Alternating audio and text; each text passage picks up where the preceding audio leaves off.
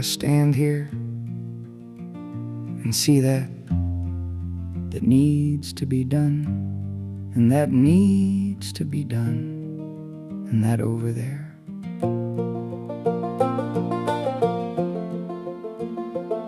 And I need to take out that on my way before I go. And at the end of this list is a void out and on forever. Ultimate possibilities. No doubt if I survive to that point, I will have decisions to make, decisions on how to spend my time. Ultimate possibilities. No doubt if I survive to that point, I will have decisions to make, decisions on how to spend my time. There are some critical procrastinations at hand. There are endless tedious chores and mending of nets and sands. Dreaming of possible future scenes in an ever-crowded, stupidly tragic, broken and expensive world. One I neither wish to contend with nor can afford to live in my comfort for long. One I neither wish to contend with nor can afford to live in my comfort for long.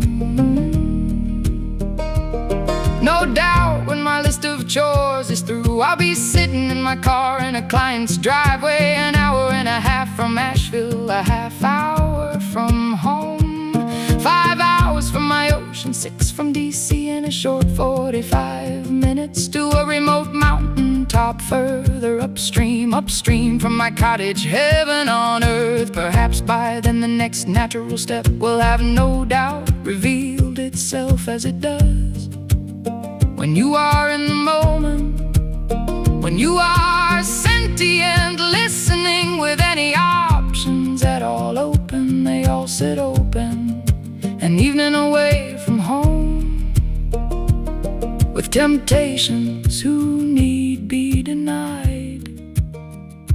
And there's the rub for a better tomorrow. What desire will sabotage my will? And there's the rub for a better tomorrow. What desire will sabotage my will? To wake up healthier and happier, what near inevitability will I find to rationally limit my progress for the sake of instant gratification, or the old mantra, I may die tomorrow? Would I so regret this delight over my unborn earthly ambitions? And what is that if not a devil's argument? I am so easily swayed, but then they've known so many who set out to do what they were to do, and to at the cost of just such a cost. Just such a cost.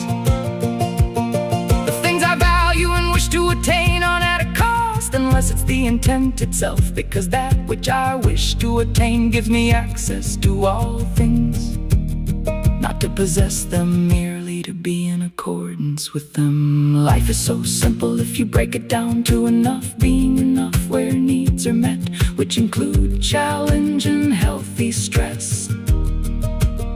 And examine life, fulfilling action, and not just this higher purpose, but expressing that love.